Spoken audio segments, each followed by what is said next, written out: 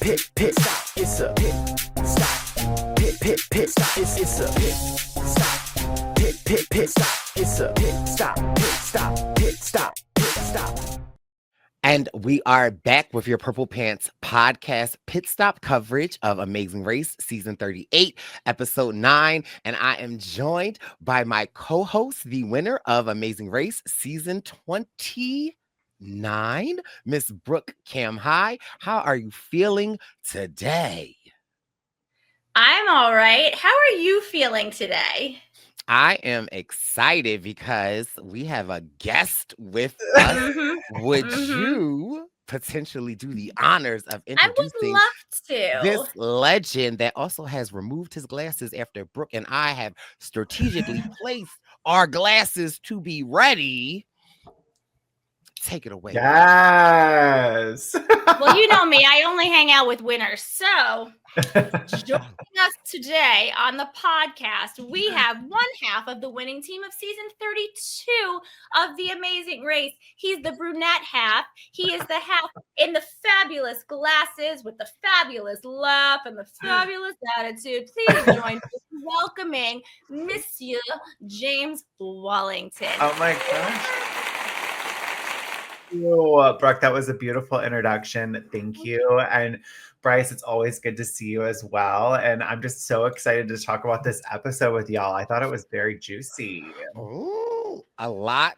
I have thoughts. Has happened in this episode. But before we get into this episode, there's two things I need to bring up to the church announcements. One, James knows her, and I believe Brooke, you know her as well. I want to just give a shout out to my good girlfriend, one of my best friends, Miss Desi Williams. She consistently texts me. She's like, I don't watch Amazing Race, but I always listen to you and Brooke. So hey, Desi. And hey, Desi, I miss you. Yes. Just show my girl Desi some love. And then also I was in Denver yesterday for the Brice and Win 49 Denver. And James, last week, Brooke and I had a conversation about a random ism that 7 people came up to me and was like, I had no idea. So before we even get to the episode, I just want to know, James, do you know what it means when people say they're saving for a rainy day? Oh.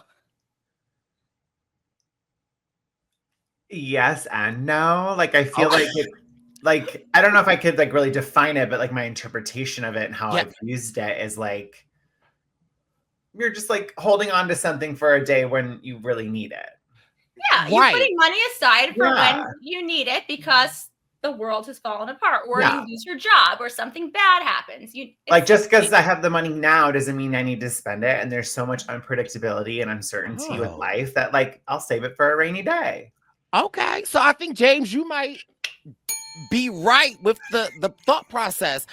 Last week, I discovered that saving for a rainy, I always thought saving for a rainy day was like a vacation or like putting money aside to just like save it. And last week, I discovered that saving for a rainy day actually means like when it's raining, when it's pouring, when things aren't good, like you're putting away. And so there were like 7 people that came up to me and were like, yesterday, I had no idea that saving for a rainy day actually meant a rainy day. Well, you know what, Brice? I feel like in your defense, maybe you do need a vacation on a rainy day. Like maybe that's what you need for your mental health. So like there's an argument there.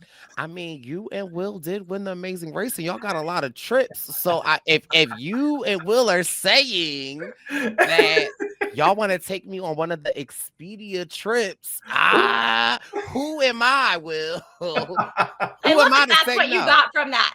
I love that you invited on a vacation.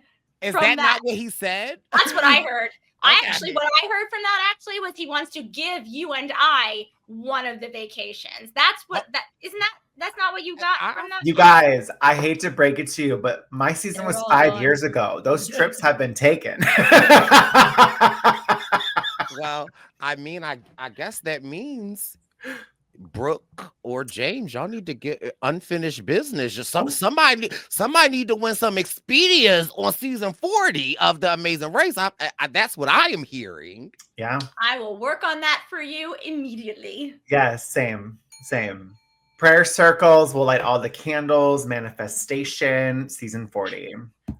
I keep telling Brice to introduce me as the winner of season 29 and the upcoming season 40, but I feel like he thinks the James. No, she's not joking, James. Every episode, she texts me a script. So listen, be careful, Brooke. Be careful. You don't need people to vote you in a double U-turn vote with that attitude. You know what I mean? That's okay, because just because you get voted, it doesn't mean you're going anywhere. Point proven this episode. Yes. Going anywhere. Yes. Okay. That is factual. Call me Jazz. I just need a jag. Okay. Man, those two. I don't want them to win either because I don't want to go up against them. Last week I said I don't want Tucker and Eric to win because I don't want to go up against them on 40. I don't want to go up against Jag and Jazz either. So I hope they lose also. No, I don't. I love them, but I don't want to race against them. So listen, a lot has happened this episode. I was on a plane watching the episode again. I almost thought I was going to be escorted off because so much happened, and I like also just random. I'm flying back from Denver to Philly, and I'm watching the episode. I have my headphones in. The flight attendant started the service, and then the pilot came on and said, like, flight attendants prepare for turbulence 1. First of all, I took my headphones off. Bitch, what is turbulence 1? Turbulence 1. Is that some code for something? Yes. And then 5 minutes so in my interpretation, I guess that meant like don't serve hot drinks because like, but then 5 minutes later, flight attendants prepare for turbulence 3. Sir, 3? What is turbulence 3? And do I need to what call my happened mother? I'm sitting next to this older man, and I take my headphones. I'm like, did he say 3? And then the plane was so quiet, and so we went through a lot of turbulence, but it was all good. But I felt like it was very helpful because throughout this episode, I was like, like at what was happening. And so shout out people to just thought you were yelling at the question. Is turbulent? Is it like DEFCON where what? Wait, which is worse? DEFCON 5, DEFCON 1. I think certain things, the 1 I think 1 is 5. the worst. Yeah, right. So I think it's like DEFCON 1 is the worst, but you would think 5 is worse than 1 because 5 is higher than 1. So is turbulence 3 worse than turbulence 1? Or is which was the worst part of the turbulence? Yeah, 1 or and the also, 3. I'm Googling this. At 3, the flight attendants put the cart away. Oh, okay. So 3. The higher is the worst. And how high does it go? Who knows? But first of all, sir, how do you skip? Like, can't you just ring the like no smoking alarm 3 times to like signal to the flight attendants and not like make us worry? But it was a little bumpy, but I didn't mind it because I had my headphones on and okay. A lot to say. Side note, I'm certain that James is Googling this right now. Oh, yes. You probably can see the glare in my glasses. No, but the second I said I'm Googling it, I saw you start typing and I was like, I'm on it. Wait, so I'm clear. It was like turbulent procedure 1.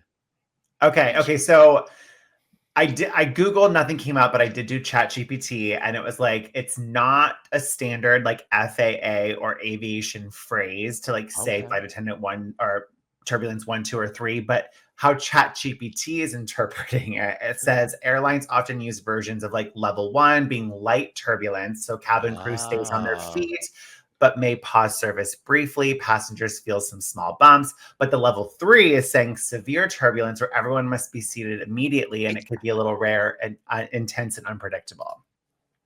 So does it go higher than 3? I didn't ask, but I can ask them. Fine. That's like scary. So now I'll like, if it's like we're gonna have some turbulence, I'm gonna look at the flight attendant and be like, is it 1, 2, or 3? Like, what do I need to prepare for? Yep. I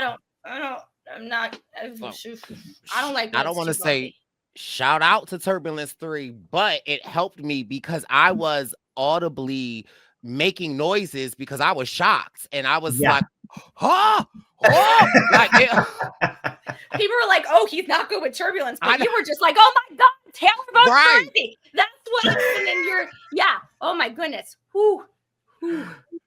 So podcasters, listen, if you're listening, prepare for Turbulence 3 because we're going in. Brooke, take us away. Put your seatbelts Also, on. yes, please return your seats to their upright and locked positions. 2 things. 1, shout out to Floyd Pierce, who was in Denver, and you sent me a picture with him. Hi, Floyd. I miss you. Love you. See you soon, I hope. Yes. And also, I was on the Facebook, which you know that Brice makes fun of me for going on the Facebook.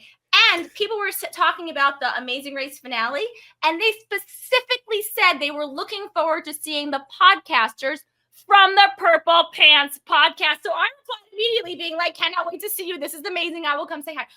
I'm sure they were talking about you, but still.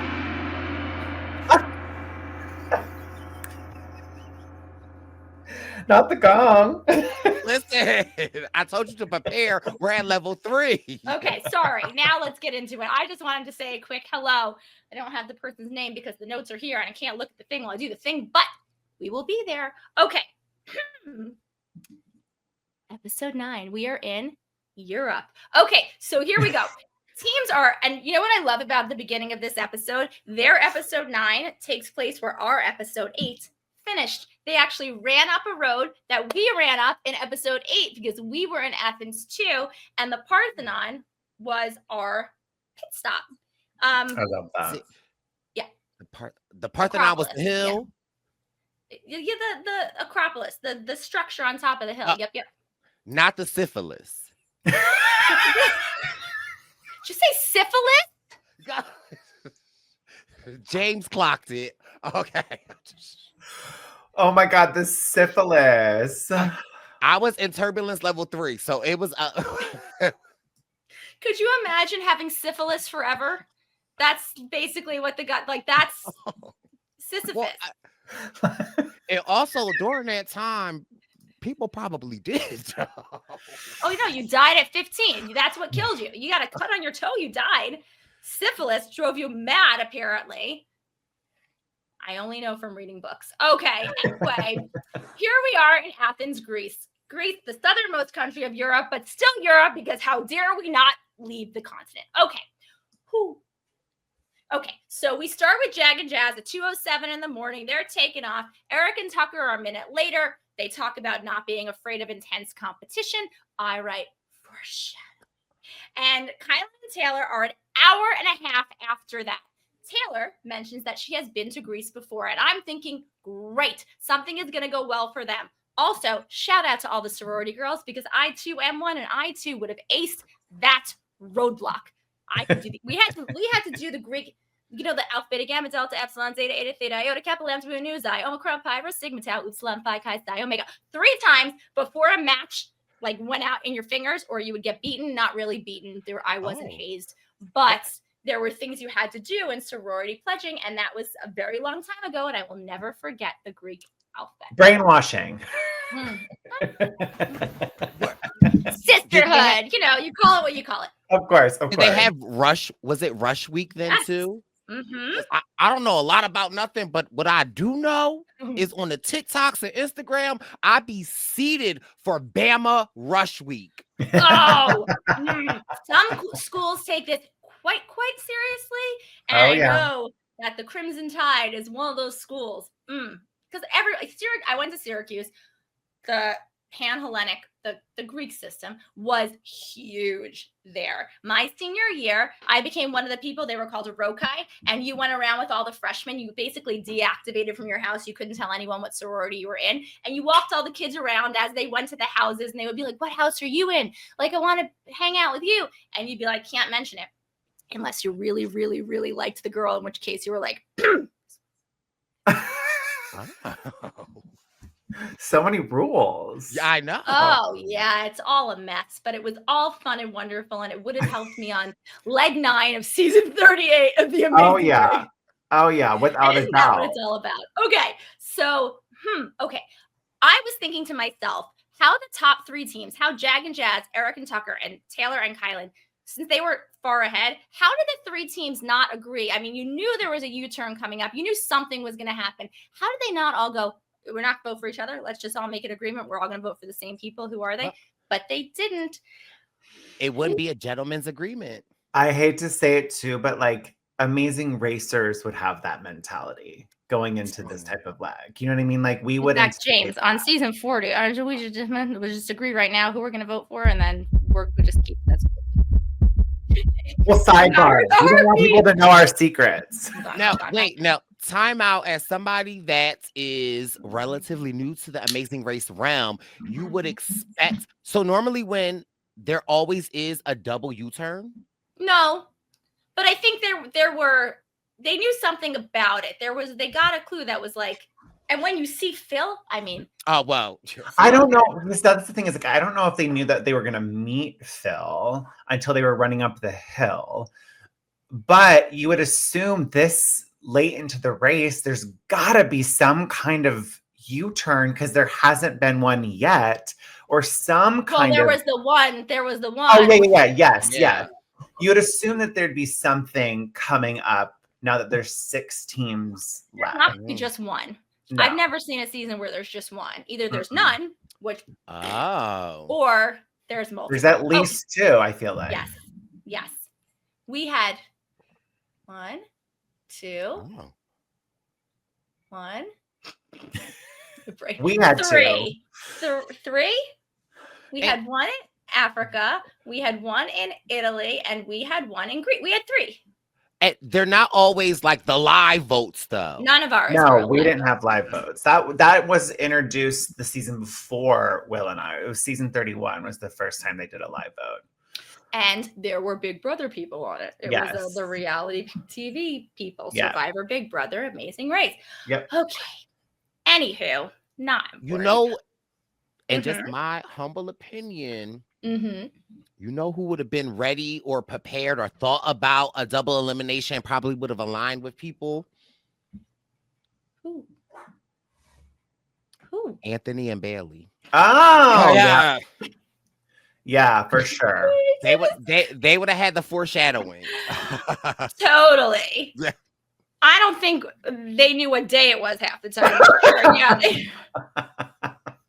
I say it with love. They're lovely, lovely humans. Okay. Love you guys. Also, random. While I was in Denver, Dusty from Dusty and Ryan was in Denver. And oh my God, high energy doesn't even like. Dusty came in and said, "Hey!" You were like, "Hey." Hey. Hey. Like he literally came in and screamed, "Hey!" Like at you or just at the room? I don't know, but I turned ball of energy. Yes, I was. That's where my level of turbulence 3 started. But okay, sorry, go ahead. Then to just continue on. Okay, so Izzy and Paige start an hour later than that. They talk about how they need the money. I hear that. And then Jack and Chelsea start an hour and a half after that. It says they're the last team to leave, which is weird because they were very much not the last team to leave. And they talk a little bit how they're doing the race for Chelsea's mom who suffers from MS, which I like when we hear a little bit more about what's going on in everybody's home life. And again, I'm rooting for them. I love that they're still in it for now. Okay, so all of the teams get to the airport, and then Joseph and Adam arrive. Everyone's excited, and I'm thinking, what? Why? Less people means more chance of winning. What's wrong with you, dingbats? But anyway, Joseph and Adam arrive, and everyone throws a party. And then Taylor says, Joseph is our closest friend in and out of the game. And I go, maybe for another half hour, and we'll see what happens. Because Joseph screws them over. But honestly, also, they screw themselves over because math.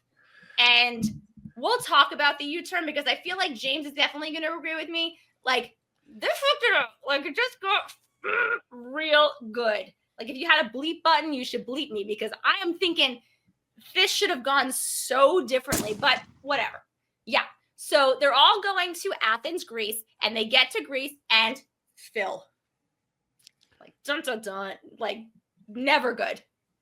Actually, that's not necessarily true. We saw Phil when we were in first place in humble brag. South Korea. It was one time. We were never in first place, but we got to this place in South Korea and Phil's there and we're like, whoo, we see like something good has happened to us. Hi, Phil. And it got like fully cut from the episode because we were happy and they never like to show me happy. Anyway, I have such PTSD, Brice. I don't know if we can. Freaking gong.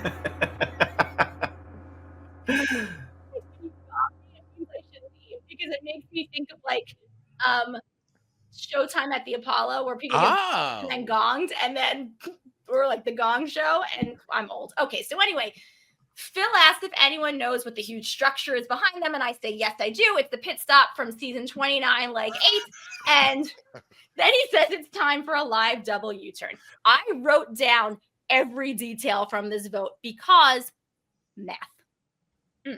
Okay. Talk amongst yourself. I hear you saying math, but like for me, math didn't work out for me in Survivor, and I'm not sure if it will work out for me in Amazing Race, because in my mind at this point, I'm like, the only 2 teams that everyone needs to be writing down is Jag and Jazz and Hunter, Tucker, and Eric. Sure. Correct. And yet one team does not write down Jag and Jazz, and that team ends up getting double U-turned. So, first of all, Phil tells Joseph and Adam that their speed bump or their thing that doesn't freaking matter is the fact that they already have 1 vote against them. Everyone should now write Joseph and Adam. Like, I Listen, don't understand. Yes, please. I don't glasses and the same colored shirt. Mm-hmm.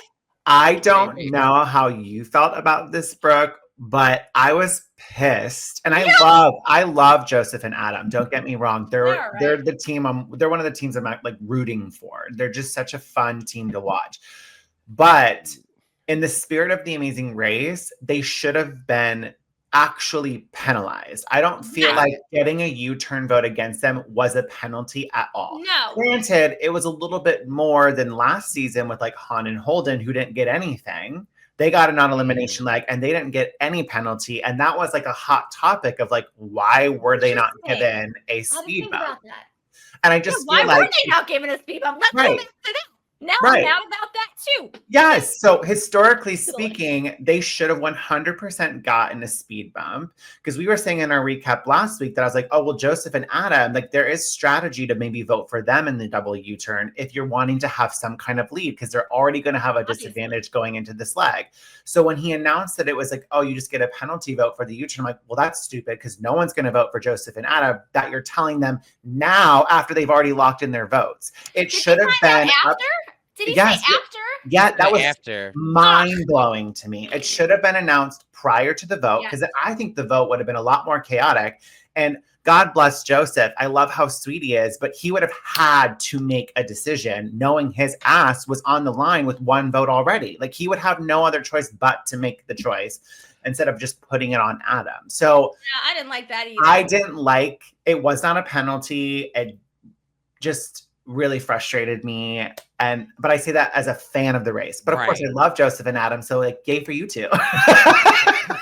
No, I'm with you. Me, I'm happy that that's how it's being handled. That's fine and great. But on our season, we did have a team that had a speed bump, and we absolutely U-turned them because that is how we got. It's a sound strategy. Like that is a sound strategy, 100%. They didn't talk to me for a long time. I felt a little different. Like I felt badly about. Oh, we'll talk about it in the recap. No, Sorry. I was with you. I'm team Joseph and Adam. I love Joseph and Adam, but I almost felt like their penalties should have been that they are one of the teams that will be U-turned, right? Like I thought that might have been maybe even a little.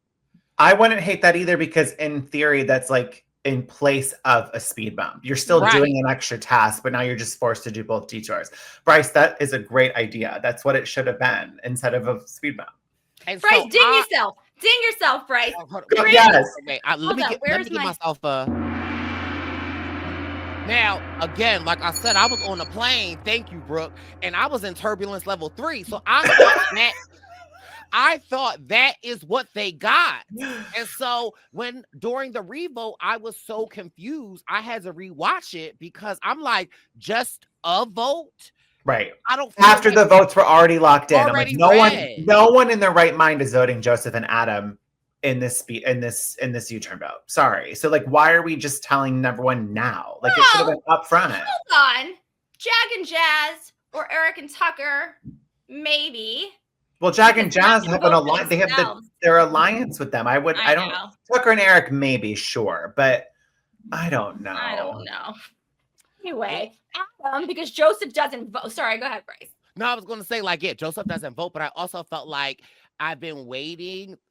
The reason why I always mention you, James, is because I feel like I always say I'm new to Amazing Race, right? But your season was one of the first seasons that I watched, and I felt like you and Will introduced to me and to some of the audience alliances, right? Like you guys are really big on working with people, and I know Amazing Race community, some would say too big. But okay. They don't love the alliances. I always see on Twitter and like chat BBC, they're always like, this is a Survivor. It's Amazing Race. And so this season, I actually love like the Trainwreck Alliance, and I loved people working together because I know enough to know enough that alliances can only get you but so far. And at some point, you have to draw the line in the sand. Yes. So during these moments, it's like kind of what I'm living for in Amazing Race is like, okay, like you got to, whether you're working with them or if they've helped you, do you want $1 million or do you want a friendship? Okay. Side note, alliances have been happening since the very beginning, and everyone was like, this is not Survivor. Go back and watch The Amazing Race. Alliances have been a thing there was a group of 3 teams called the Backpack Alliance because they were always in the back of the pack. Side note, why would you ever want to be in that alliance? They were thumbs down. I'm not letting you watch. Did anyone win? Did anyone win from the Backpack Alliance? Please tell me. Absolutely well, one of the teams did make it to the finale. That season was Lynn and Carlin, like I loved them, but they were the bright spot in a season of blah. But even like season 1, 3 teams very early on formed an agreement, like let's help each other when we can, and it may not have stuck throughout because there are times where they kept information from each other, but those 3 teams still made it to the top 3. Like it to me, it's all in how it's really edited and presented to the audience, because at the end of the day, alliances don't really make as much of an impact as it would on like Big Brother or Survivor. It's just, I think it's how it's presented that really rubs viewers the wrong way. It's not everything is exactly as it appears. That's exactly crazy. It's so crazy. Okay, so we have Joseph and Adam, but they're a team of 1 right now. They're a team of just Adam. Because Joseph's like, I can't do it. I can't vote. And I'm like, dude, come on. Like, but come on. Time out though. Shout out to Adam though, because whether his sugar is low or high, baby, he understood the assignment. He gets business done. Okay. Can I tell you, Brice? I wrote Adam knows how to play this game, but then I write. Yeah. I take back everything I just said when we do the revote. So hear me out for a second. Okay, so let's just get through the part about the parts. So Joseph and Adam, let's see, vote for Eric and Tucker and Chelsea and Jack. Okay, and then Jack is like, that's cool, whatever. I'm not mad about it. A burn a vote. Fine. But I think it's important that we mention that they say that it's a burn a vote. They realize no one is going to vote for them. And so I understand, coming from Survivor, what a burn a vote is. Throwing a vote on someone else. Like, I get that, because I think that is important in this conversation that we're about to have. Yes, agree. Yes. And then Tucker and Eric and Hunter vote for Jag and Jazz and Taylor and Kylan. Understandable. Okay, fine with it. Chelsea and Jack vote for Jag and Jazz and Taylor and Kylan.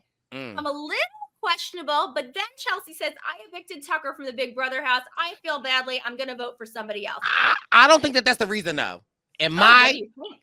Well, I feel like Taylor and Kylan said the reason why they gave the express pass to Jag and Jazz was because they're winners. I feel like Chelsea is like, well, I'm a winner too. So I feel like that might have been Chelsea's kind of get back from that a little bit. She did. She said, she's like, this is the fairest because you both had express passes. This is just evening out the playing field.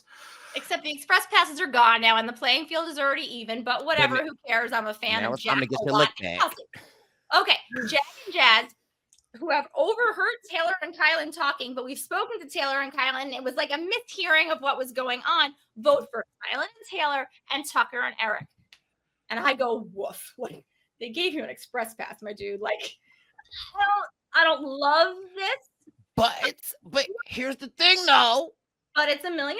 I get it. And it's Amazing Race, right? Like everybody, like although let me be James for a second. As Amazing Race fan, I loved it because because you helped me out don't mean that I have to help you out. That You is always true. are screaming that to me, Brooke, right? So like, as again, my name is James. My Do you have husband's name glasses? is Do you Will. have glasses? Wait, hold on, time out. My name is James. There it My is. husband's name is Will, and if you're watching on the Brice Izyah YouTube page, I have a little salmon in my shirt, and I have my nails done. My name is Woo! James. Okay, I'm the only one who doesn't have her. But as a fan, I'm not. I love it because I love it. it's like it shows you on Amazing Race. Stop helping these people. And also, like, the express passes are no longer in place. So at the end of the day, like, we helped each other. It's a new game now. It's a new game now, and I think it made sense. And like Jazz being like worried about the perception of this like gentleman's agreement, it made sense. And I loved the drama that obviously transpired from it. But Let's talk about. Oh, sorry. But as a third boot and as a lover and as a friend, I'm appalled, right? Like, I'm like, how could you do that? So those are my two kind of like opposite ends of each other. Also, can I just tell you all a random story from when I was like 11 at my cousin's house? yes. And it has to do with I love Baby Brice stories. Okay. It has to do with, so this is like one of my favorite cousins. His name is Samir. And his mom and my mom, they're like arch enemies. But that doesn't matter. Wait, So, but are they like, sisters? they're sisters, but they're like Okay. arch enemies. But me and my cousin, we're best friends growing up. And so Barb like has an arch enemy. Barb I can't really picture that. has an arch enemy, but it doesn't matter because that's also her arch enemy is my favorite aunt, and her son is my Must favorite hurt. cousin, Okay. and her husband, my Uncle Gregory. Over the summer, one summer, again, I'm like 11, 12, he's having like a pinochle night on the back porch. Mind you, first of all, this story has nothing to do with Amazing Race, but the gentleman's agreement.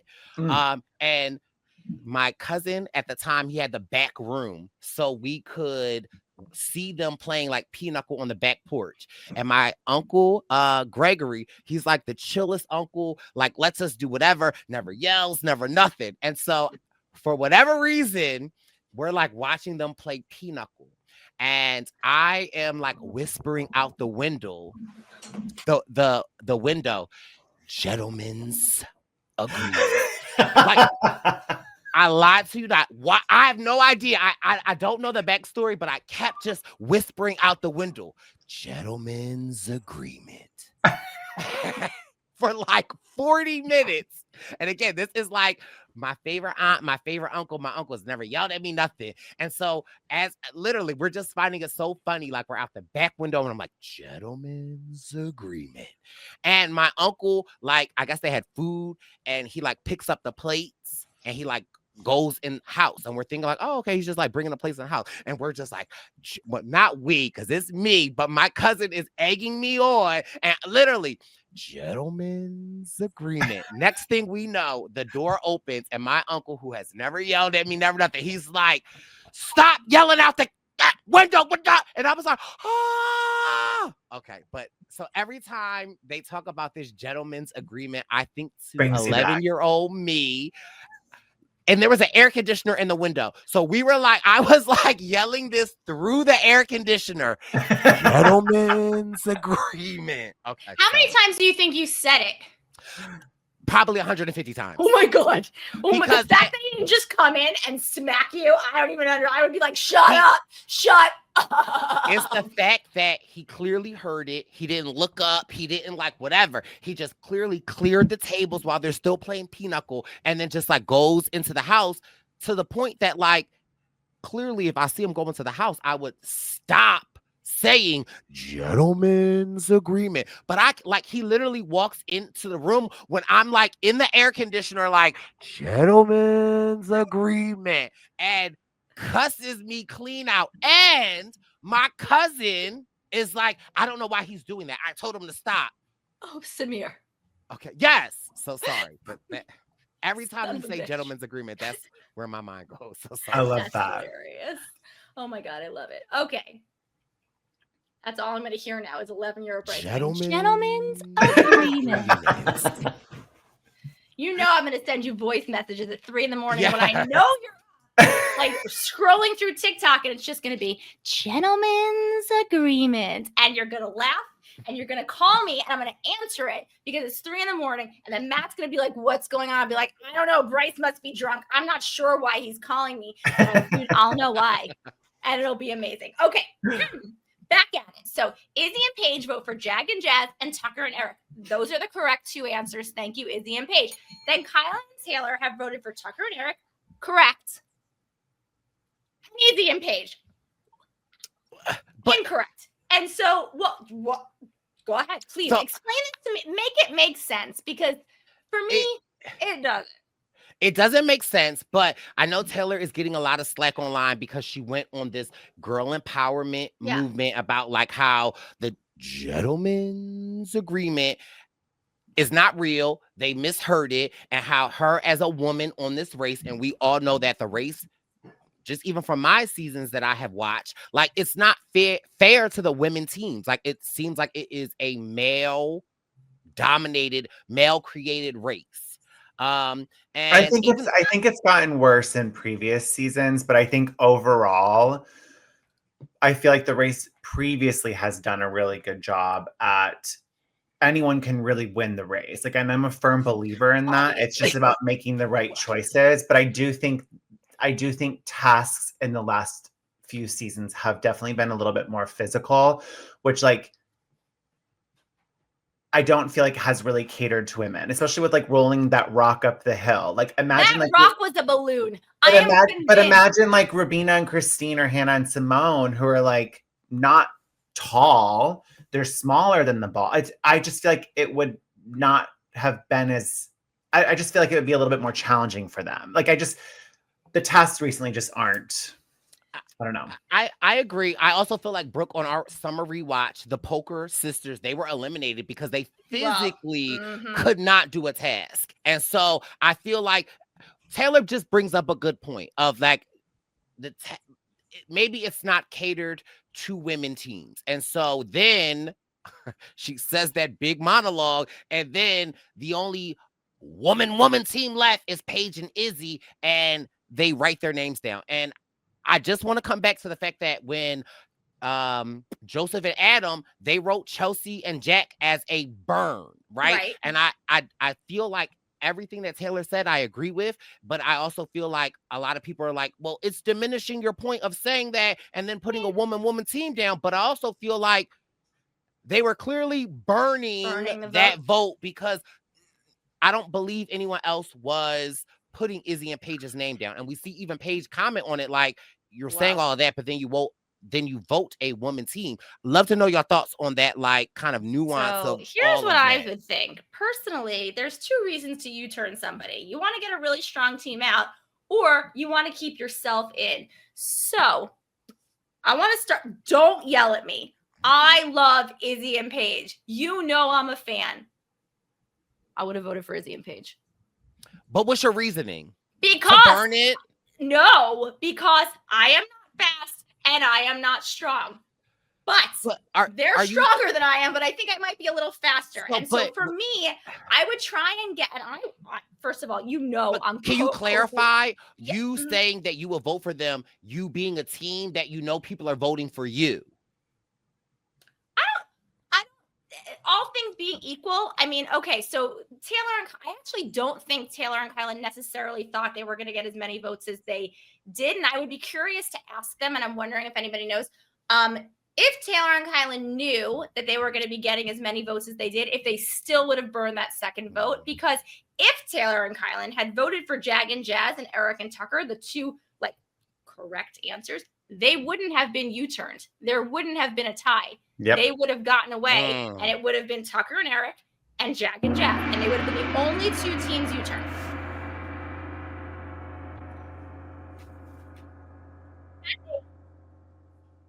Realize what was going to happen to them if they would have still burned that vote. I would like to think the answer is no for strategy purposes. Now, for me, in my situation, I would have probably voted for a team that I could outrun, because give them something extra to have to do so that I don't have to do the extra, and it gives me more of a chance of staying in.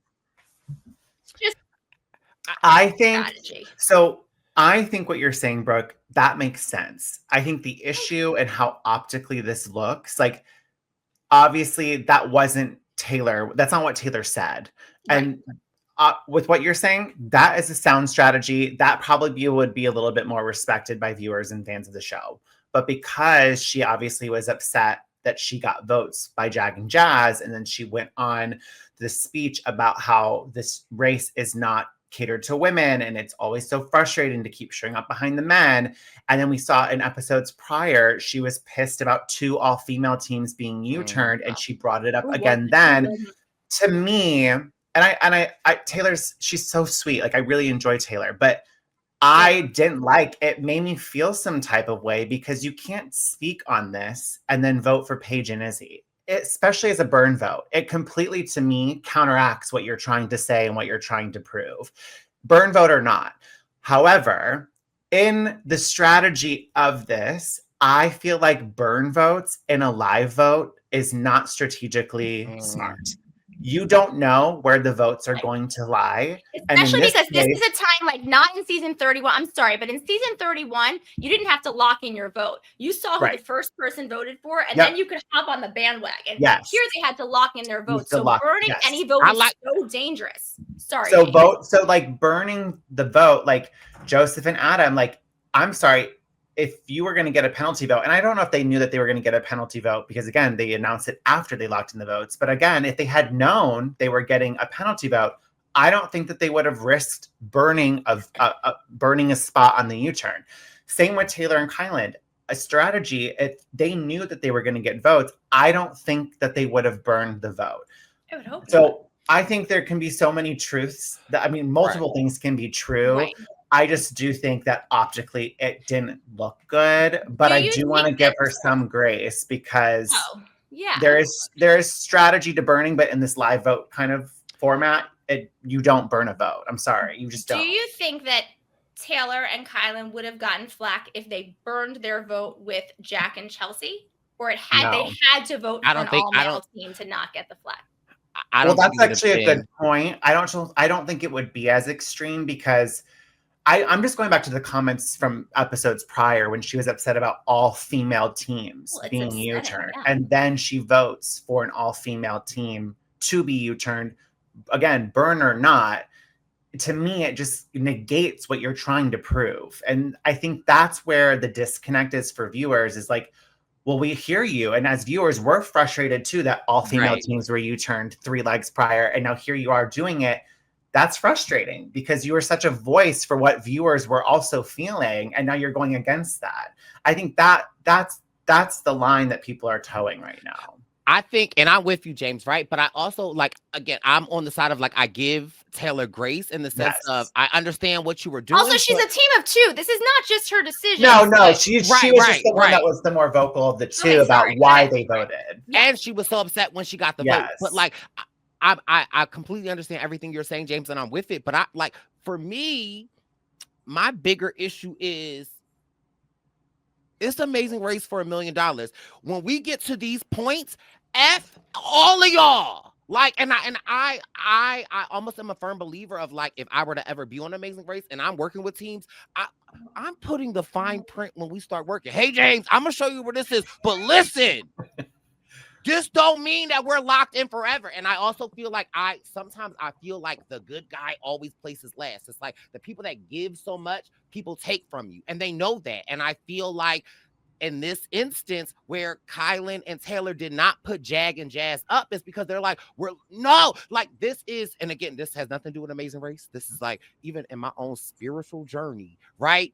You have to put yourself first. Like, and I think that, like, we always want to see the good in other people, but like, if we don't take care of ourselves, who's going to take care of us? Nobody. So, like, that's my bigger overarching issue, is that, like, I get y'all want to work and whatever, but, like, put yourselves first. Yes. Yes, yes, always on the race. And this is where Will and I were talking about it when we were watching it, because as the votes were playing out, we were getting so frustrated. Like, yes, personal relationships obviously are playing a part in this because that's the Big Brother way. But if you had a cast of all amazing racers on an all-star season, I guarantee you not one team would give a shit about the relationships they had prior coming into the race, because they understand that this is part of it and this is what you signed up for. And anyone is really vulnerable to being U-turned. Like, no one's off limits at the end of the day. So like, I just like take relationships out of it. You all signed up for this race and only one of you can win. Okay. I know you turn me, I'll never speak to you again. Okay. Time out though. Wait. I am with what James is saying, but I do feel like a hypocrite because like say I'm on a season and Danny and Angie are on my season, baby. I'm never. I will never write Angie. I'll do it for you. I'll do it for you. You just stand there. You be Joseph Adam. I'll do Joseph Adam. Okay, but I'm just saying, like, I feel you, James, but like, I just would never write Angie's name down. But that's why also, again, going back to Taylor, like, I want to give her grace because she is very well connected to the people that are left on the show. And I really don't think she knew that she was even, her and Kyland were even an idea or a thought to people for the U-turn vote. So I understand the hurt. I mean, look, I know I say like, if it was an all racer alumni season, everyone would vote and it would be like, really like, hey, knives out, like we're here to race. Our friendship is over. But I'm also but on a human level, like I know my feelings would be hurt. Yes, because there are relationships that go beyond the race, but that's just because I'm human. But in the race, you turn Ricky and Stacey. It's the race, you know. But I understand emotions are high, and it's because of those personal connections. And which I will beg to argue that I'm glad that this isn't a regular Amazing Race season. This is what makes this Big Brother season so much more interesting, and especially with the people that we have, because these interpersonal connections, right? And even on the second vote, Joseph opts out again because it's like, I have my ex-girlfriend and my best friend. How am I supposed to vote? And also, shout out to Adam again for doing what needs to be done. No, he messed it up. Oh, wait, on the second time? He messed it up. I'm going to tell you, you hear me out before you go, Brooke, you're wrong, and you gong me. But hear me out. I have previously written down. Okay, sorry. Sorry, you said gong. I had to press the gong. Sorry. I previously wrote down, Adam knows how to play this game. He knows what he's doing. However, he says he wants, what, Jag and Jazz out of here because they're too good? Is that what he says? Because I'm curious about what he does next. So we have Taylor and Kyland who vote for Jag and Jazz at this point because they're not going to vote for themselves. Izyah and Paige who vote for Jag and Jazz. Correct answer. Jag and Jazz who vote for Taylor and Kyland because they don't have another choice. Chelsea and Jack who vote for Jag and Jazz. Correct. Eric and Tucker who vote for Taylor and Kyland, which is correct because they want as many people U-turned as possible because they're already U-turned. And then we have Joseph and Adam. Joseph says he doesn't know what Adam's going to do, but Adam says Taylor and Kyland. And so what are you doing? I thought you understood the assignment. If you want one of the all-male teams out, you don't U-turn a third team. You leave but two I don't teams think that's in the back. Adam wanted. Adam said that Tom, and I don't mean to cut you off. But I think in that moment, Adam realized their placement. And again, Phil said, if we can't come to a decision, all three of y'all. I think Adam, and I think even Adam says it, like he read the numbers and Adam was like, throw all of them into the gauntlet. Give me and Joseph, like, that's why I'm saying, that's why I'm like, Adam is playing this game for him and his brother to win. I hear that. And you know me, I'm all put everybody else in the back so I could be in the front. I'm cool with that. But he said earlier that he wanted the male teams out, which gives them a better chance. That's the second vote, though, Brooke. That sure, was the first but what vote. I'm saying is, if you put Taylor and Kyland in a U-turn, the likelihood, given the fact that Jag and Jazz and Eric and Tucker have won, 7 of 9 legs, and Jag and Jazz stepped out of the way for one of those legs, so basically 8 out of 9 legs at this point. So you're saying just to them 2? don't put Taylor and who are a very strong team. I love Taylor and Kylan. I will say nothing but good things. But what I'm saying is don't throw them into the mix of double U-turns because of those 3 teams, Taylor and Kylan statistically are most likely to be the ones to go home because the other 2 have been first. That's all I'm saying. If you're looking for a male team to go home, only you turn the male teams. Listen, again, I think 2 things can be true. Brice, I agree with you. I think Adam made the right choice. I think 3 teams being U-turned, especially coming off a leg where they were almost eliminated. Absolutely. Let's have more teams be disadvantaged. But what you're saying, Brooke, yes, I 100% also agree with what you're saying. But I think because they did just come off that non-elimination leg, they're like, I need to make sure we have every advantage in our arsenal to not go home. Yeah. And so 3 teams being U-turned sets them up for a little bit more greater odds. I agree with you, but the likelihood of a male team going home at that point is less because you're throwing a 3rd team into the U-turn. Yeah, so what do you really want? Take that away though, right? And so so the option of a male team going home with you throwing that 3rd team in, it does go down a little bit, but also 3 teams that have statistically beat you, right? Mm-hmm. One of those other teams could come in last and you could come in first. That could give you that's why I'm saying I feel Adam was clocked in for him and his brother because y'all might still be in it, but you might be an hour and 30 minutes behind me. And now I have an hour and 30 minutes ahead of you. I really feel like at this point in time and all of the seasons, even when the train wreck alliance was going on and Joseph was like, we'll go, Natalie and Stephanie, we'll wait for you. Adam was like, what are you doing? So I feel what you're saying, but I'm just not mad at Adam. I feel like Adam was putting Joseph and Adam first.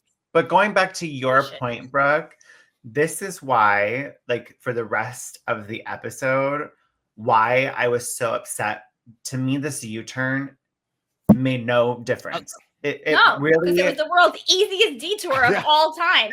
And that was beyond frustrating as a viewer, but also as someone who's run the race. It's this leg was not the leg to have the U-turn on. The double U-turn vote should have been legs prior with more teams. You get more drama. Alliances would be exposed. This late, you do a standard U-turn. Sure, start everyone off on the same hill and have them say go, because then it's an equal playing field as to who can get to that U-turn board first. But the leg design was so infuriating. It completely negated the whole point of the U-turn. I'm with you. I'm like, where is the needle in the haystack? Where is the needle in the haystack? The 10 euros to do a performance was so easy. And the fact that Jag and Jazz completed that, got to the olives, and then Tucker and Eric got to the olives prior to Paige and Izzy or Jack and Chelsea, 2 teams who weren't U-turned. Jack and Chelsea get lost a lot. So oh my God, it was just, I was infuriated. And then most of the teams got it on the first attempt. I'm like, this is so frustrating. So let's talk about it a little bit. So if you haven't watched and you're only watching this, Jezzy, thank you for watching us. Then you know what's going on. Okay, so I gotta cater to the people who only watch the us, which I love. Yeah. Okay, so the next clue is route information. It says search the grounds near the Parthenon for the man with the red and yellow flag and get your next clue. Fine, they all find the guy with the flag. I literally recognize the road they're running on. Yeah, no, they find the guy with the flag. As I'm on the plane and in turbulence level 3, I said to myself, Jack and Chelsea ain't gonna go straight there. And they definitely like to see where they are. They like to see a tour of the surroundings. They may never be there again. They're taking advantage of their European adventure. Yes, exactly. Okay, so Eric, Tucker, Jag and Jazz, and Taylor and Kylan find the guy first.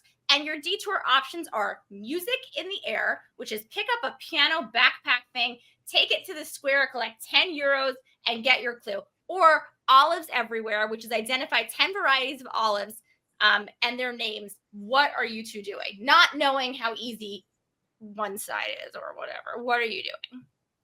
I think Will and I would have done the performance without a question. I just think that's where we shine. I think we would have been able to get 10 euros right off the bat, like Tucker and Eric and Jag and Jazz, just by being us. So I just think that would have been the one we would have chosen. Bitch, Brice I'm or- getting olives. I am an olive connoisseurist. Every year at Thanksgiving, we used to put A olives out in the dinosaur? What the hell tray. is an olive connoisseurist? I love olives. My mom used to like hide the olives because I would like eat them and drink the olive juice. Hearing the like sour and sweet olive side. First of all, one of them was a prune. I don't care what nobody says. It did One look of them, like that, didn't it? one of them was a prune. That's fine with me. The way that I would have just been munching on, my mouth is salivating. You'd be doing right that now. one by yourself. Honestly, unless it's stuffed with blue cheese and in a dirty martini, I don't want to eat it because olives are not for me otherwise. And seriously, like in a third world country, like where like money is hard to come by and you're begging, I wouldn't do the performance one. But in Athens, where there's a ton of tourists and there's a lot of people around, I'm doing that one immediately. Yes. Side note, now I want a martini. Okay, so Jag and Jazz are the first to the piano, and Tucker is the first to the piano, but he leaves the basket behind. And then Jag and Jazz show up and take everything. Good for you. Read your clue. You deserve to win. Kylan and Taylor, they're the only team who read their clue properly. Can I ask a question? Mm-hmm. If say I'm Kylan and Taylor or Joseph and Adam, and I run by and see that basket, can I kick it? No, you cannot. You'll get a penalty. Yeah. But that's hysterical. There was a team a while back who did that. Mark and there was a team who messed with somebody else's stuff at a challenge, and they were. What if inadvertently you are running and you? Okay. No. Because that's what I was thinking. I was like, that basket, they would never find it. They would never find it. If And you it's never go on the race, Tucker. we're gonna have a conversation beforehand of things you cannot do. Like that might work on Survivor, Brice, but on the race, that's a no-no. I don't care if they had the footage. And they're like, Brice, Deny. I'd be like, y'all lying. Y'all are lying. They're like, Brice, the basket is in your jacket. No, AI. You're like, that's AI. not. No, it's not. No basket is in my jacket. What? No, To die for. I'm wearing a bra. A one-sided, hard, Madonna type. Call Philip now. Yeah, okay, because I was Hilarious. never see that basket ever. Never said what basket. I don't know what you're talking about. What basket? Okay, so Kyle and Taylor find the piano. They don't bring the stand, but they see Jag and Jazz. Taylor realizes she doesn't have it. They go back. Joseph and Adam find the piano, but they leave the stand. Read your clue, gentlemen. They start yelling at Taylor and Kyle to remind them. Well, they start yelling to remind them to get their stand. And I'm thinking the guilt has gotten to you, people. Like you feel guilty, so you're trying to help. But Taylor and Kylan don't hear them. It doesn't matter. Izzy and Paige and Chelsea and Jack, who are lost, decide to go to the. Oh, I love them. Anyway, the piano detour is the easiest thing to have ever happened to anyone ever in the entirety of all things Amazing Race. Now, can we just give homage to Will and James? Because on your season, y'all had a performance like this in the park too, right? Or am I thinking of... We performed a chicken dance, but it wasn't for money. And then we had to do the Paraguay bottle dance, and that wasn't for money either. But it was in front of people? The chicken dance. No. I think you're thinking of, tell me if I'm right, but I think you're thinking of the people who had to put on the drums and the cymbals and the walk around the park and get Yes. Kim and Penn. What's it? 35 No, maybe? that was 34? Letitia. Because yes, and, Ron and Letitia did that one. First of all, not me just staying random. You're officially That's it. I don't want to hear you say I'm new to the Amazing Race anymore.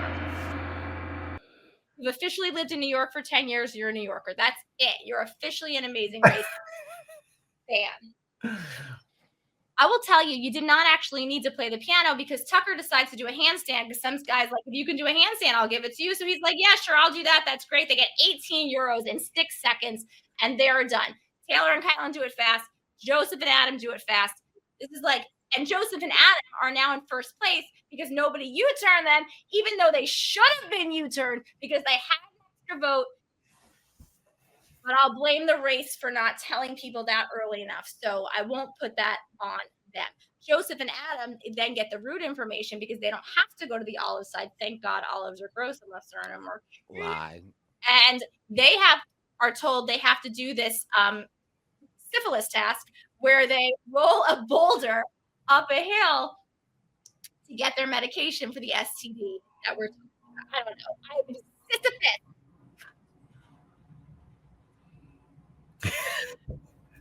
Olive.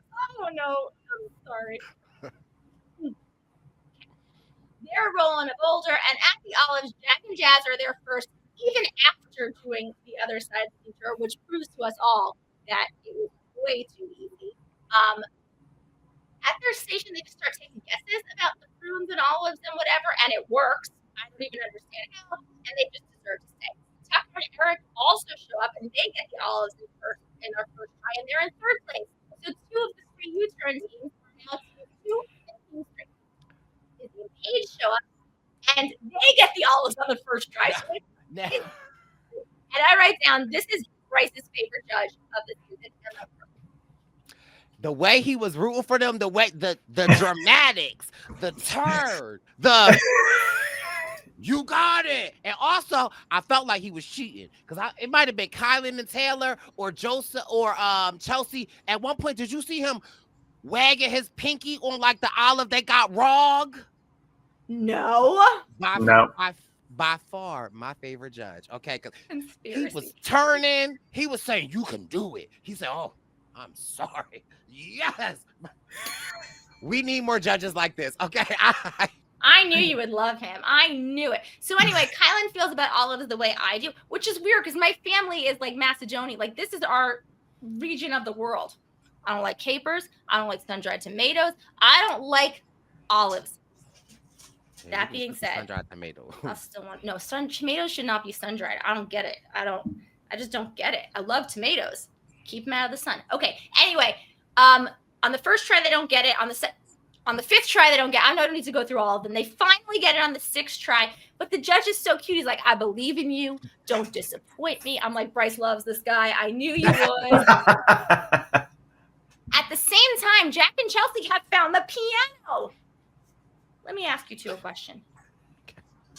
If you find the other side of a detour, you do it. You not just do the other side of a Right. detour.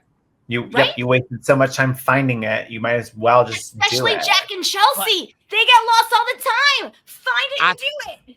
I thought about that, but remember, they just saw the piano in the middle of the square. They would have still had to go back to where the piano and the stand were. Find the piano spot. They felt it in the middle of like K Square. Yeah. And shout. And although the pianos are probably across the street, Really? we don't need Jack and Chelsea going across the street. Okay. But this is what I will say about Jack and Chelsea.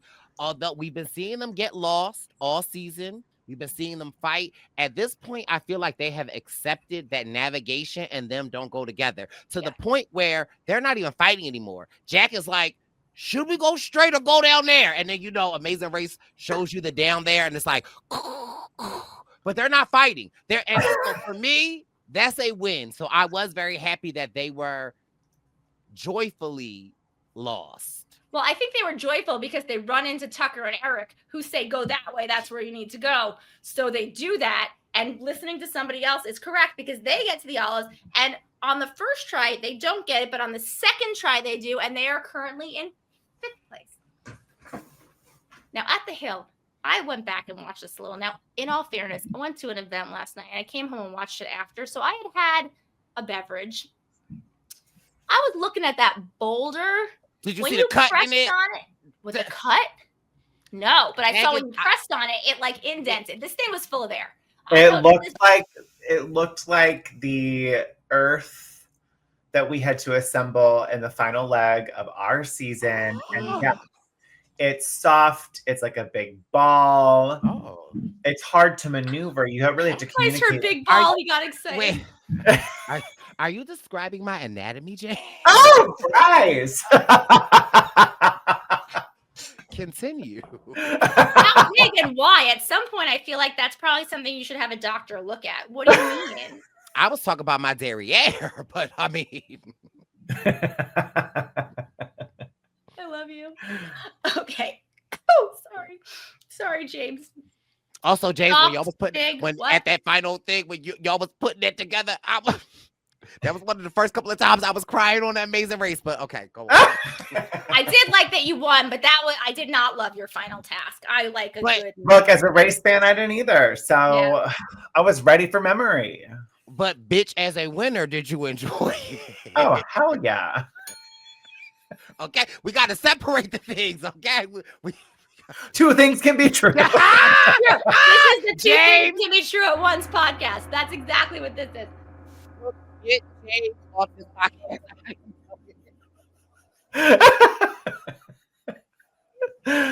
Oh. Okay, so sorry. But who now? What?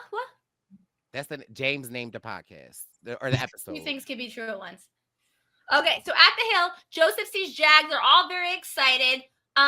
Whatever. Jag and Jazz talk about the fact that their sister is giving birth today and they're pushing this up the hill for her. And I'm thinking to myself, her thing is harder. But okay, at the end of the hill, they get their route information and it says, find the stone path and follow the path to this theater to find your next clue. Joseph and Adam are second, Tucker and Eric are third because the U-turns mean nothing, and Izzy and Paige are in fourth. And then we get to the roadblock, which every sorority girl, including myself, would have done in 14 seconds. Okay, so it says, who is the alpha? Now, I immediately think it's something about the alphabet, and Scott will be the first person to tell you. He is not good at languages. He is not good with dialects. When we had to go to Africa and we had a thing in Swahili, he deferred to me. Like, this is Brooke's area, language stuff. And I am not good with lifting things, carrying things, or being good at running. But these are like Scott things, which is totally fine.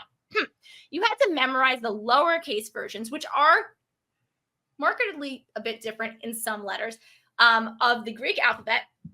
Thank you, Kappa Alpha Theta sorority, for teaching me everything I needed to know. And then you had to be able to recite them, not in order, but based upon what you saw on this chart, I don't know, 20 feet from where you learned the letters. Okay, so Jag does it. He realizes he doesn't know the alphabet, but he's good at symbols, so he starts memorizing symbols. Him and Joseph decide Jag will learn rows 1 and 3. Joseph will learn row 2. Joseph wasn't good at this, so Jag's like, F that. I'm just going to learn the whole thing on myself, and it works for him. I'm glad they stopped working together. Yeah, right? Good? Yeah? Yes. Okay. I loved when I think it was Hunter and Paige when they got there, and it was like, Joseph only learned the middle row, so let's just don't even worry about him. I thought that was so hilarious. But in tasks like this, if I were a Joseph, I don't know if I would agree to work with a Jag, because if Jag gets it, it's not like he's going to come back. Right. So like I was thinking like, but I also get maybe like learn as much as you can. But like for me, it would have been I learned the first row, you learn the second row. But also what's interesting here is there have been certain, like, I think they were keeping the next person who was ready to come try it out of earshot where they couldn't watch or hear the person in front of you. So Jag and Joseph working together really didn't mean anything, because it's not like Joseph could have been like watching and seeing what Jag did. Exactly. It served no purpose. So cut to the other teams. Taylor and Kylan are talking about how great this experience was. And I'm like, guys, chill out. You're not out. Like, they're talking like it's all over. The teams are there. Like, what are we like? Kids, there's more time.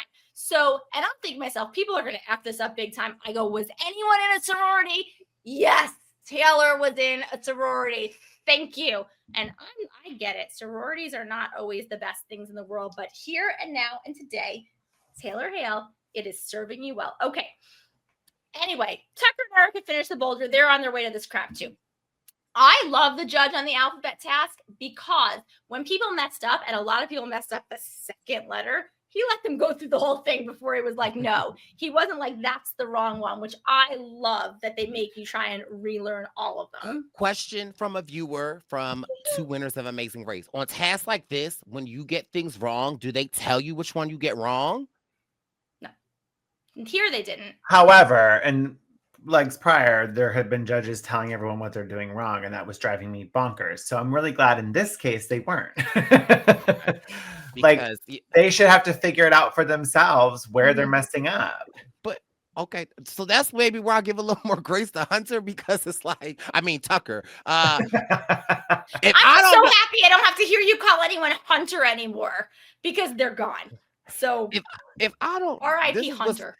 This is what scares me about the Amazing Race, because I know how my mind works. If I don't know what I'm getting wrong, how am I supposed to course correct?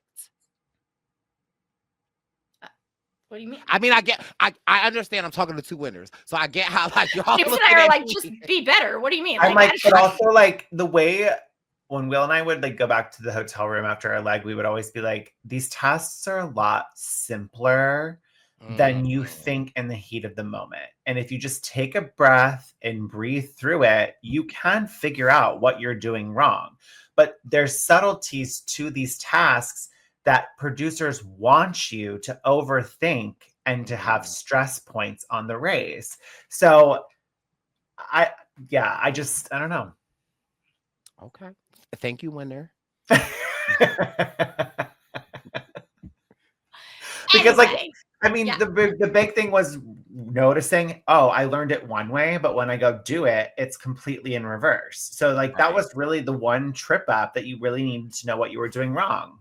Otherwise, it was just memorizing what the word was to the symbol.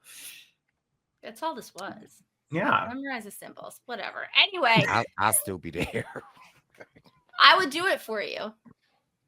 Okay. I didn't need to learn them. It was great. Like, it is so rare that I see something on this show where I'm like, I already know how to do that. Rubik's Cube and this. These are the two things that I would have been good at this season, but I probably already would have been out because there are things that I'm bad at. Anyway, Jack and Chelsea are pushing a boulder up a hill. Paige shows up. She is the alpha. When Chelsea shows up, I love nothing more than when Paige goes over to Chelsea and goes, listen, these guys don't know what they're doing. They're going to try and work with you. Don't do it. Yes. You're better than them. Yes. We don't need this. And I love that. Anyway, Jag and Jazz get it first because when do they not get it first? And they're headed to the pit stop at Katia Square. Then, I don't know, other people get it. I don't even know what's going on. Why is everyone having such a hard? Okay, so Jag and Jazz are first. They are the first team in Amazing Race history to have been U-turned and then finish a leg first. I don't want to race them. Can somebody else win? Brooke, I love Jag and Jazz. Same. Love them. But Stop this should kissing up to them. They're going to U-turn you in season 4. What I'm saying is this should have never happened on the Amazing Race if the leg was designed correctly. Any other leg on the Amazing Race, if they had to go across town or self-drive and like do two detours on opposite ends of the city, I don't think that they would have gotten first because there's too many other variables at play that could have tripped them up. This was just, even someone posted the map of this leg and it was all within this like same vicinity. And it's like, there really was no room to really flub up. So I love Jag and Jazz, and as a friend, I'm excited for them. That's amazing. This is definitely a very historic moment in the US franchise for sure. But as a fan and a viewer, this just should not happen. I'm sorry. This should not happen. Don't be sorry. It shouldn't happen. Okay. So they win it for Cambodia. Looks very, very cool. And now back at the roadblock, Izzy and Paige, let's see. Oh, you know what? I just want to say one thing. Okay. Because as Brooke did, Izzy is getting a whole lot of flack online. And I call bullshit. For what? Yeah. People are not a fan of how Izzy is playing this game. Now, it's the Facebook. And the Facebook of course. is the Facebook girl. Okay. Okay. But say no more. Right. Izzy and Paige play with their heads. Izzy and Paige are not playing with their emotions. They're U-turning the right people. They're doing the right thing. They would not have U-turned Jag and Jazz previously because they're not just out for vengeance. They are smart, and anyone who says anything negative about them does not know what they're talking about because they are playing this game correctly. They may not be the fastest. They may not be the strongest, but they are doing it right, and I hope they are there to the end because I don't like this. People are saying Izzy was nasty on Big Brother to Jag. How could she do that to him? No, I say no to these people, and I am a fan. I will defend them until the day is over and then into the next day. Anyway, that's all I want to say about that. Okay. Come at me. Okay, Facebook. Anyway, Chelsea gets everything except one letter right on her first try at the Greek thing, and I say finally Taylor is here, and meanwhile Taylor, Chelsea, Paige, they all do fine. Everyone gets it within like their 5th try, and nobody has a real problem. Joseph gets it on his 7th try. Meanwhile, Tucker has like a lot wrong until he only has one wrong, but then he gets a different one wrong. He's really struggling. So Taylor gets it on her 3rd try, and Tucker is on his 10th try at the same time, and he finally gets it. But Tucker and Eric are like minutes, like a couple of minutes behind Taylor and Kylan. So if Tucker had gotten it on his 9th try, we may be talking something different here. Anyway, at the pit stop, Jack and Chelsea are 2nd. Good for them. That's awesome. Joseph and Adam are 3rd. Izzy and Paige are 4th. And all of these teams are so excited. I get it.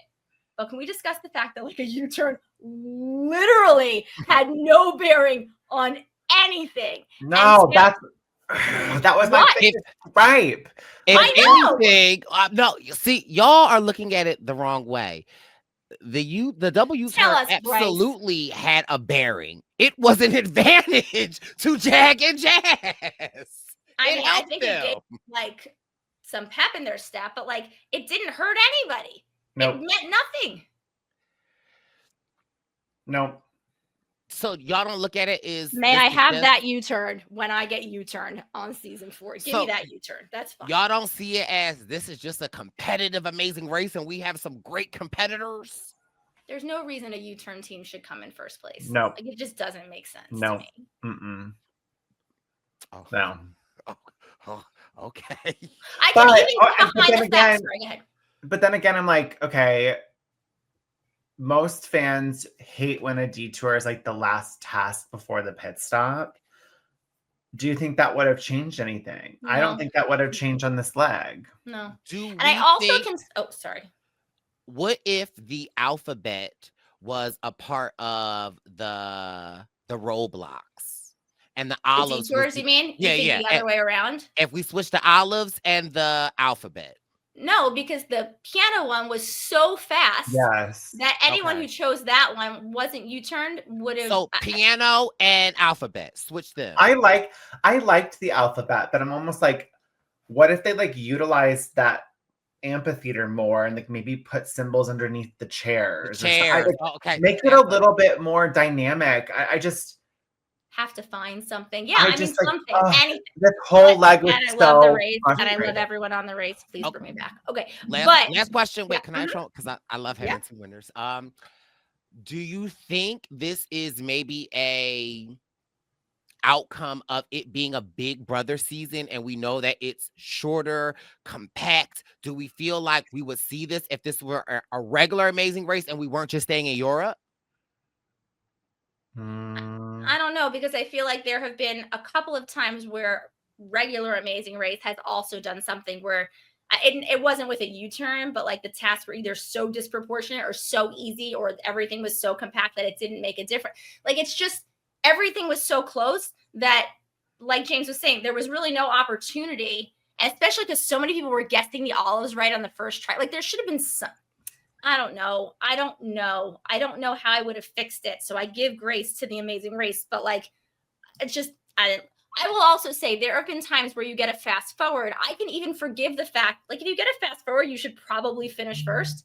But like, I can even appreciate that there are times on my season it happened. Becca and Floyd took a fast forward. They finished 3rd.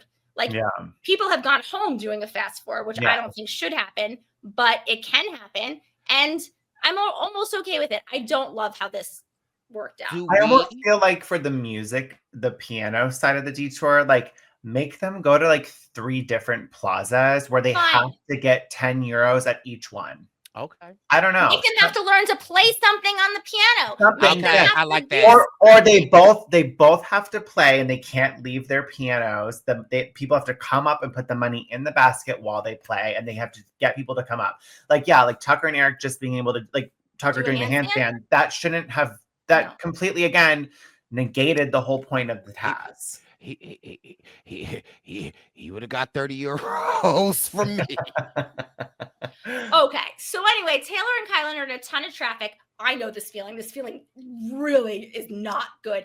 And Tucker and Eric are close too, and they decide they're going to run. And I will tell you, 9 times out of 10, running is the right answer. Because if you're in this traffic and you're close and you can run, you should run.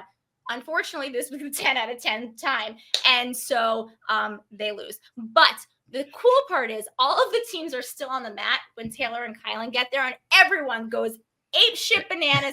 They're all like really, really excited.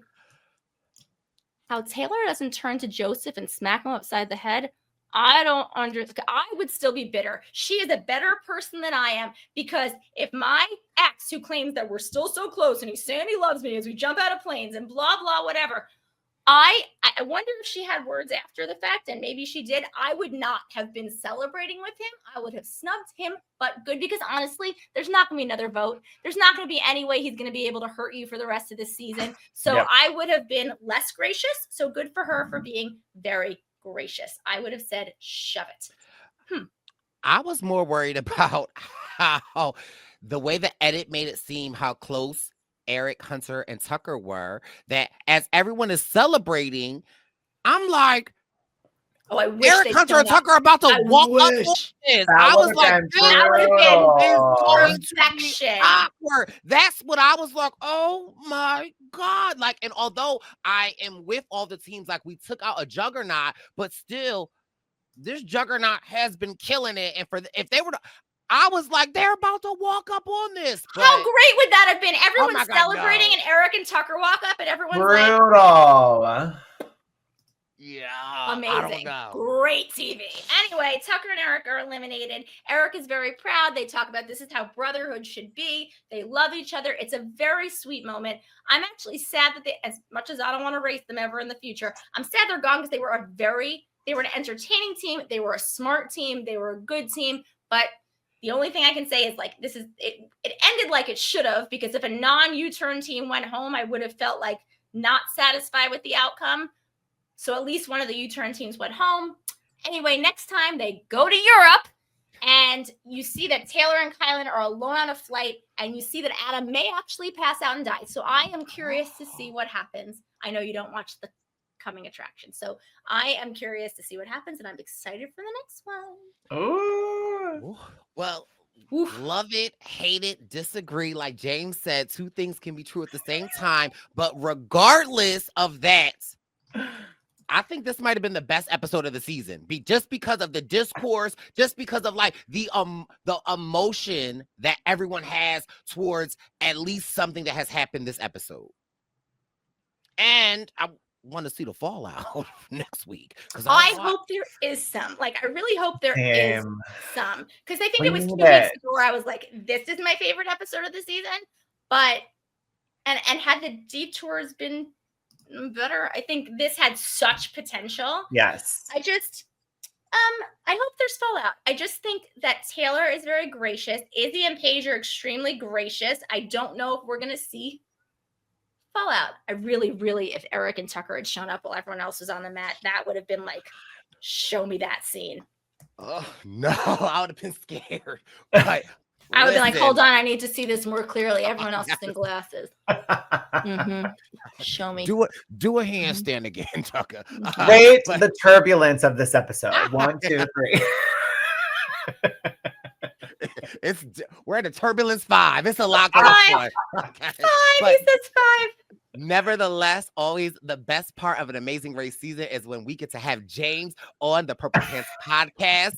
We love it. We wish we could have more, but James Brooke last week agreed to do a summer rewatch of Amazing Race season 29. Do we have your word that you will join us for a recap this summer? I would be honored. I would absolutely. I can't guarantee I'll be here. No, and James, I need for you to do the James thing, and I need for you to text us the episode that you will be on, okay? But also, we might be filming season 40 of the race, so that might need We're manifesting, busy. Remember? We're agreeing. We're not going to U-turn each other. Well, in the great words of James, two things can be true at the same time. Okay. Yeah. We can record an episode before y'all hoes leave. But listen, this is the Purple Pants Podcast, pit stop coverage of Amazing Race season 38, episode 9. I feel like we should all just go like this. Like we should just We will see you next week for episode 10. We can't thank James enough, and we can't thank our gracious host Brooke enough. We'll be back. Bye. Thank you. Bye, y'all. It's the Purple Pants Podcast. You better listen in public, might make your stomach hurt. Ooh. It's the Purple Pants Podcast. You're trying to unwind, you better get that box wine. It's the Purple Pants Podcast. You're trying to get your snack, you better hurry right back though. It's the Purple Pants. It's the Purple Pants.